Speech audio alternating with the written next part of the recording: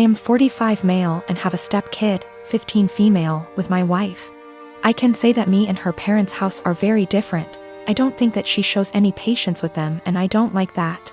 For some reason that I do not know, whenever she wants to punish her, she will make it seem like she is going out to do something or save the punishment for when she leaves for work, so it's my responsibility to punish her.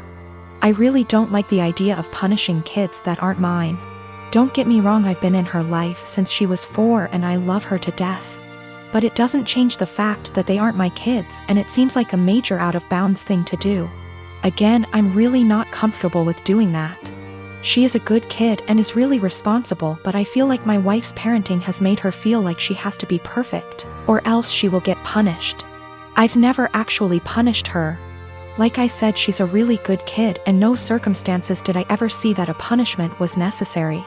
For some context, my wife's punishment is taking away all of her belongings. I mean everything, like she'll close all apps on her phone, can't watch TV, can't go out after school, can't call friends. And all this because she got a C on a test, she put an assignment in late, etc. I really hate this. Being so hard on her isn't reasonable. She rarely ever does anything wrong. I mean, last year she probably had 2 assignments turned in late throughout the whole year. These things don't need such harsh punishments, they just need to be left off with a warning. And when she tells me to punish her, that's all I do. I give her a warning and she does just fine after that. I think a warning is even a stretch. Accidents happen, and overworking a kid isn't going to end well. I just tell her that if she needs help with school, I'd be happy to help so these don't happen. She's come to me a few times for it, but other than that, she's smart, and most of these were just her being overworked with school.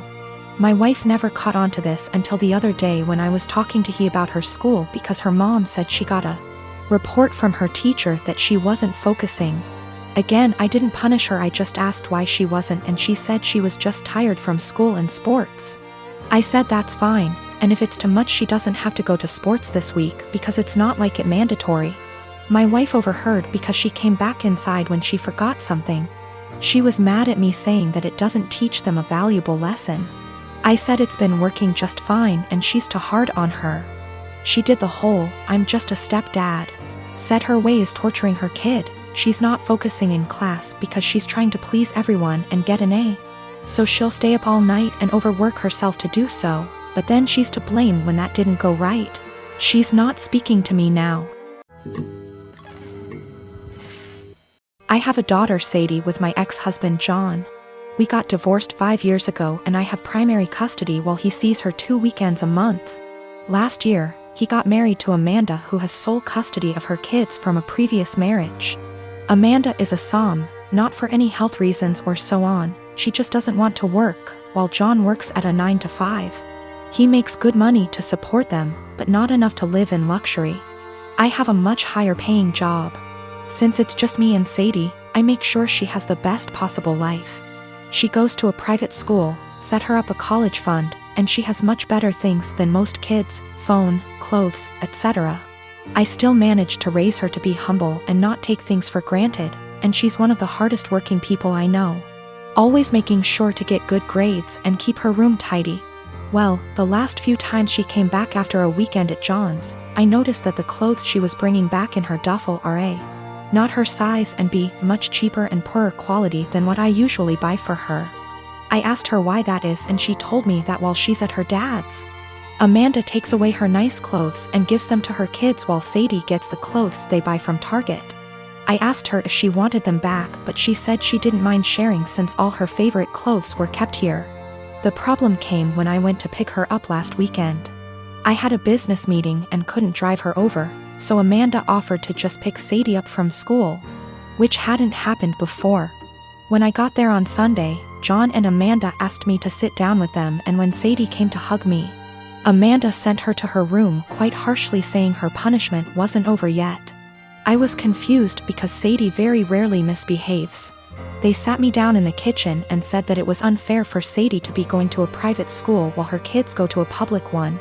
So they decided that Sadie would be pulled out of private school and put in the same school as the girls. They also said I should keep up Sadie's punishment because when they told her, she blew up at them, told them it wasn't fair, and yelled that Amanda and her kids weren't even her real family, that all they did was steal. I told them in no uncertain terms to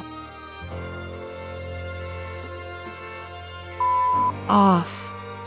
I would not be pulling my child out of a school she likes, away from her friends, because they can't afford it. I told them they could easily make as much money as me if Amanda started working in her field because she has the qualifications, and the job market is very good. I told them their money problems are not my issue, and if Sadie's items get stolen again or they try to pull her out of school, I'll be taking this to court. They've been blowing up my phone ever since, calling me a selfish. And after telling the story to a friend, he told me I was rubbing my success in their face.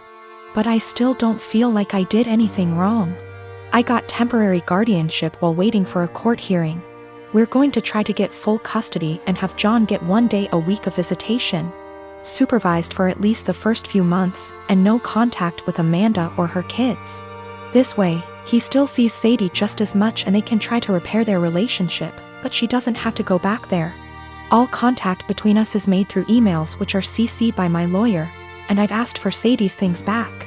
I've talked to Sadie and we've decided that she's going to try therapy for a little while to help deal with everything that's happened. We've had the hearing and our custody arrangements been modified. Any and all decisions relating to Sadie are made by me, and me alone. John has supervised visitation once a week. And Sadie will continue in therapy to deal with all the issues Amanda and company have caused her. They tried to push for 50/50 custody split on grounds of alienation. So me trying to put Sadie against her father.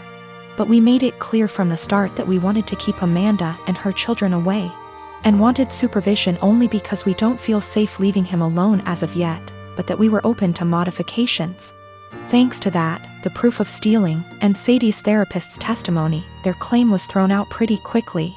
Amanda's pissed, and has tried to contact me and Sadie, but I made it clear to her that if she keeps harassing me or my daughter, I'll have to make this known to the authorities.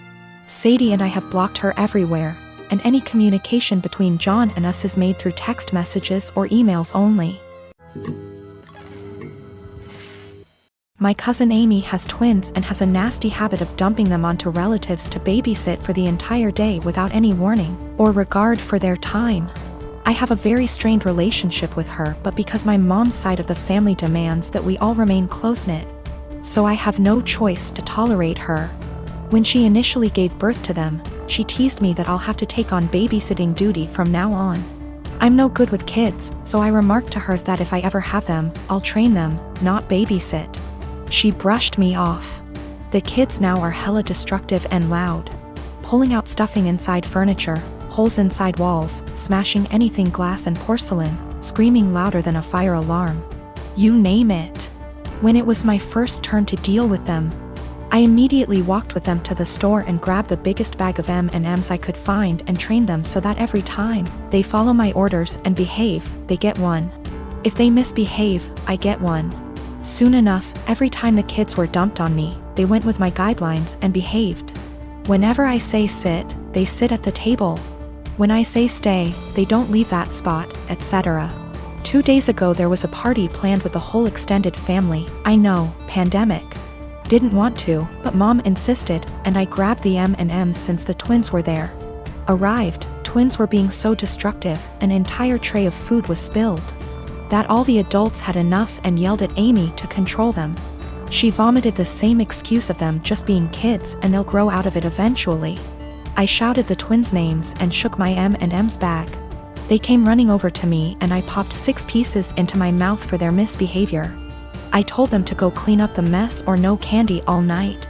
They do so. Halfway through the party, every time something similar came up or they just weren't behaving, I was the one able to calm them down. When Amy saw what I was doing, she got angry and started yelling at me about how her children aren't animals and that I shouldn't be giving them so much candy anyway. I told her that I'm their aunt, not their parent. Why am I the one disciplining them? Isn't that her job? She screamed the same argument at me, and since she's their mother, to stop giving them candy. One of the twins overheard and went apes hit. Dashed straight into the kitchen and started shattering anything they can get his hands on, shouting over and over that he wants candy. His twin joined him soon after. I repeated that she's their mother, and just sat in the living room watching it all unfold. At the end, Amy blamed me for them turning out this way.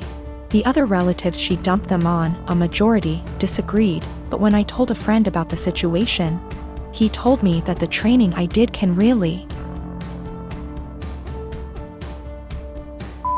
up the kids mentally later in life.